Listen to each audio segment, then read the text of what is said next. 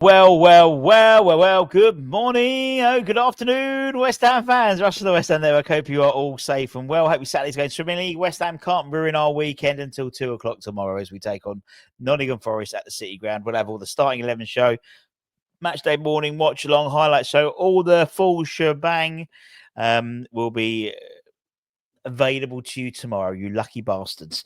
Obviously, yesterday, a couple of first team signings.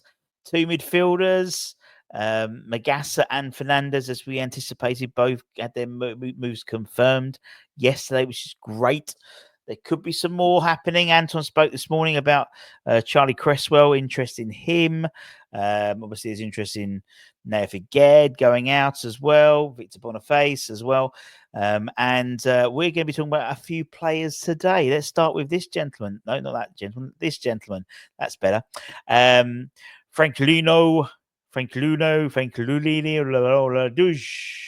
That's his name. From Michelin, a player we've been talking about quite a bit.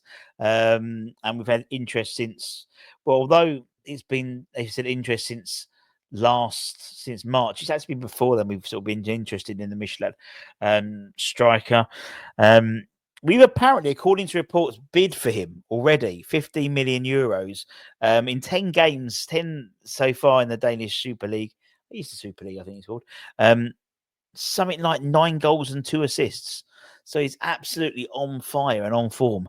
But we've been told that Nottingham Forest are also interested in him, and we'll talk about Forest again in a minute. Not only are we playing them tomorrow, but they're involved in another transfer that looks like it's not going to happen at our end.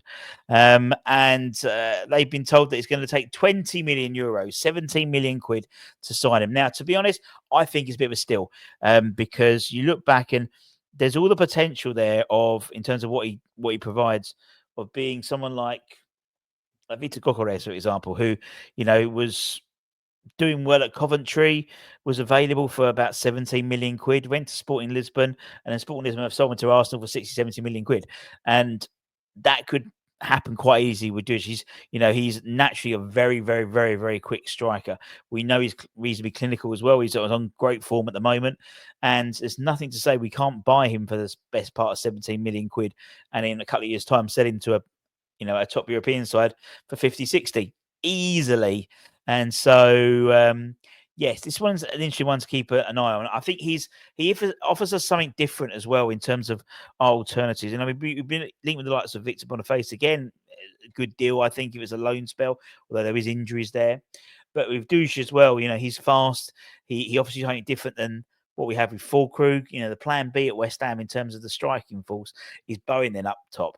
And that doesn't work, where Dush is an out-and-out striker, scores goals, can actually play across the whole front three if you play 3 up top. But if we could get over the line, be very happy with. But we'll wait and see. One player who's not going to be playing for us is Victor. Obviously, we had the ill-fated debacle with Mads Hermansson and Victor. And then later on, like a couple of days ago, we were apparently back in for him. And unsurprisingly, Botafogo were necessarily interested in working with us. What a surprise. However,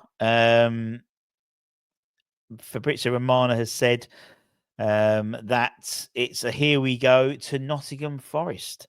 He reveals that Forest have the former Santos giant in their crosshairs, and they'll be advised to be keeping their counsel with shaking hands with Nuno Espirito Santos.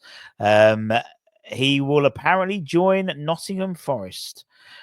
He's got the here we go, booking the medical over the weekend. And West Ham apparently, we tried to obviously, we allegedly obviously had signed, we're going to sign for 7-8 million, I think 8.5 million quid.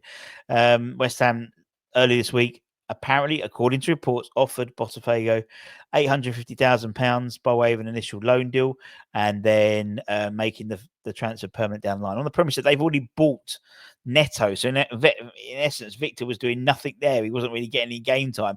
So it's like, well, we can take him on loan for you.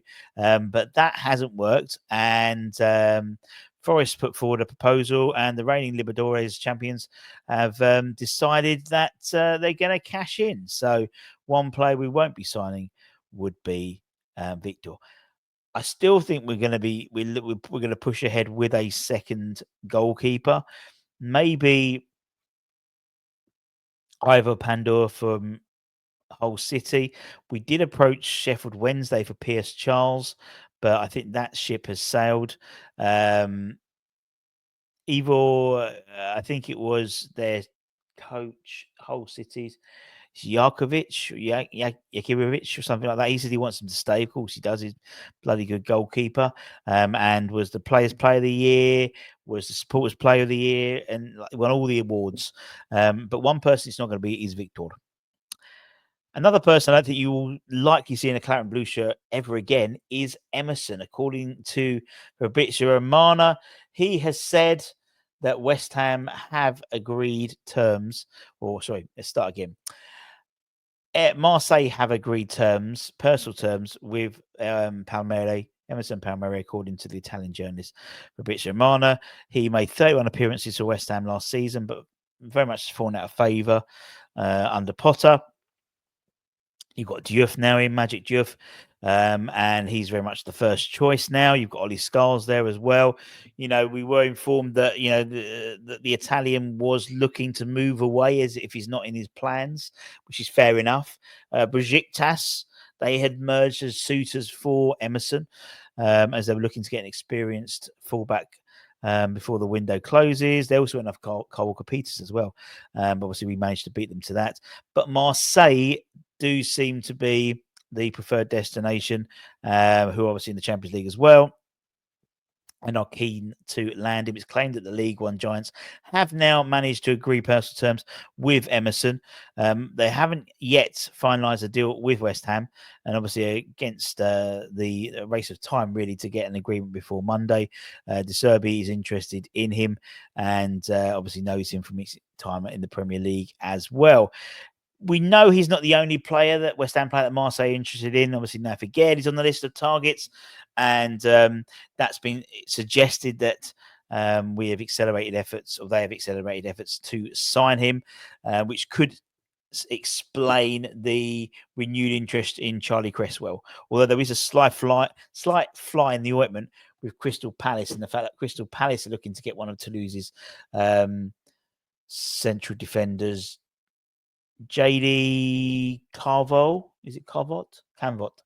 And that could scupper a move for Charlie, in that Toulouse wouldn't want to lose both of them in the same window. So there's still a lot of moving parts. There's a lot of